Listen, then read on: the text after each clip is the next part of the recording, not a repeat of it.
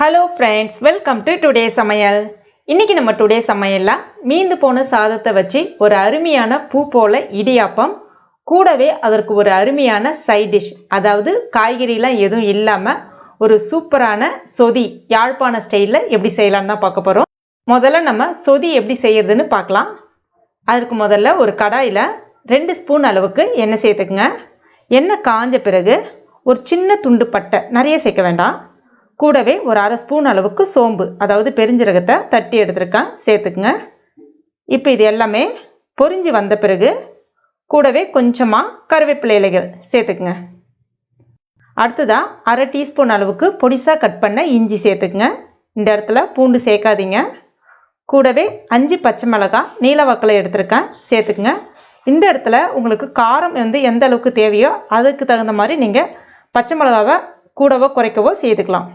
இப்போ இது எல்லாத்தையுமே நல்லா ஒரு முறை வதக்கி விட்டுக்குங்க. அடுத்ததாக ஒரு மீடியம் சைஸ் வெங்காயம் நீல வாக்கில் கட் பண்ணி எடுத்துருக்கேன், அதையும் இது கூட சேர்த்துட்டு வெங்காயத்தை நல்லா வதக்கி விட்டுக்குங்க. வெங்காயம் கொஞ்சம் பொன்னிறமாக மாறி வரட்டும். இப்போ வெங்காயம் நல்லா வதங்கி வந்துடுச்சு. இப்போ இதில் நம்ம ஒரு தக்காளி பழத்தை நீல வாக்கில் கட் பண்ணி எடுத்துருக்கேன், அதையும் இது கூட சேர்த்துக்கலாம். கூடவே 1/4 டீஸ்பூன் அளவுக்கு மஞ்சள் பொடியும் சேர்த்துட்டு நல்லா வதக்கி விட்டுக்குங்க. அது வதங்கட்டும். அதுக்குள்ளே இன்னொரு விஷயம் பார்த்துடலாம். இது பார்த்தீங்கன்னா தேங்காய் பால், 2 விதமான தேங்காய் பால் எடுத்து வச்சுருக்கேன். அதாவது தேங்காவை நீல வாக்கில் கீறிட்டு சின்ன சின்னதாக கட் பண்ணிவிட்டு மிக்சியில் சேர்த்துட்டு தேவைக்கேற்ப கொஞ்சமாக தண்ணி சேர்த்து நல்ல திக்கான பால் இந்த கண்ணாடி பாட்டிலில் எடுத்து வச்சுருக்கேன். இது தேங்காவினுடைய முதல் பால்.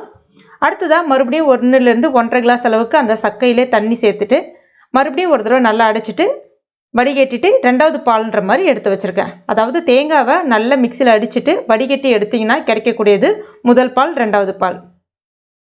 இப்போ பாருங்கள், உங்களுக்கு நல்லா வதங்கி வந்துடுச்சு. இதில் நம்ம தேங்காய் பால் 2வது எடுத்து வச்சோம் இல்லையா, அந்த 2வது பாலை இதில் சேர்த்துக்கலாம்.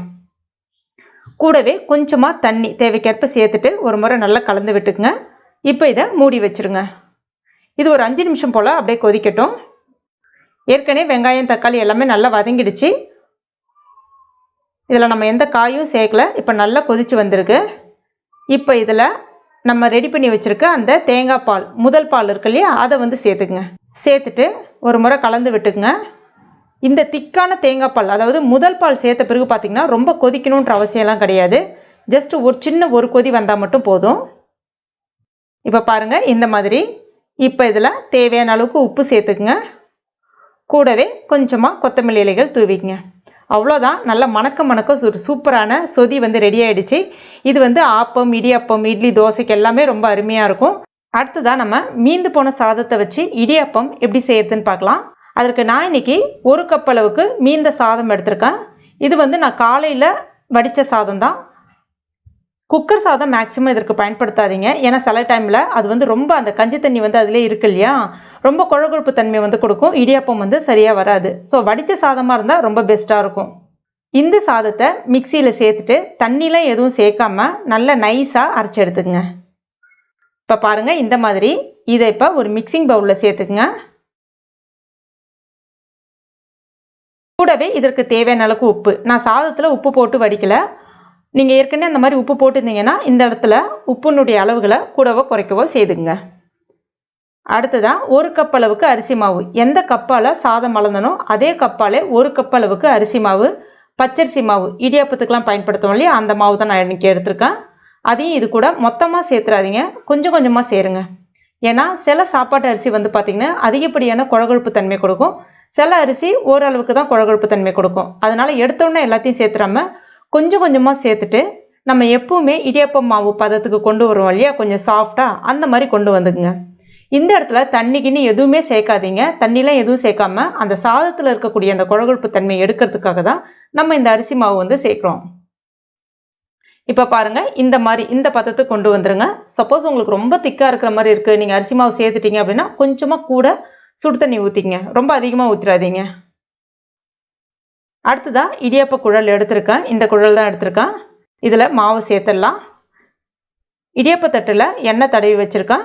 மாவு பிழியறதுக்கு ரொம்ப சுலபமாக ஈஸியாக வரும். மாவு ரொம்ப கெட்டியாக இருந்துச்சுன்னா பிழியறதுக்கு கஷ்டமாயிடும்.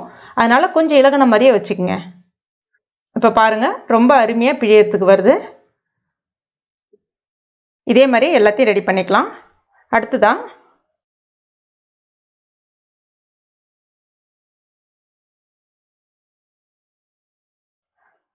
இட்லி பாத்திரத்தில் கொஞ்சமாக தண்ணி வச்சுருக்கேன். இதை இப்போ அதில் வச்சிடலாம், மூடி வச்சிடலாம். இது சரியாக ஒரு 5லேருந்து 7 நிமிஷம் இருந்தால் போதும், ரொம்ப அருமையாக ரெடி ஆகிடும்.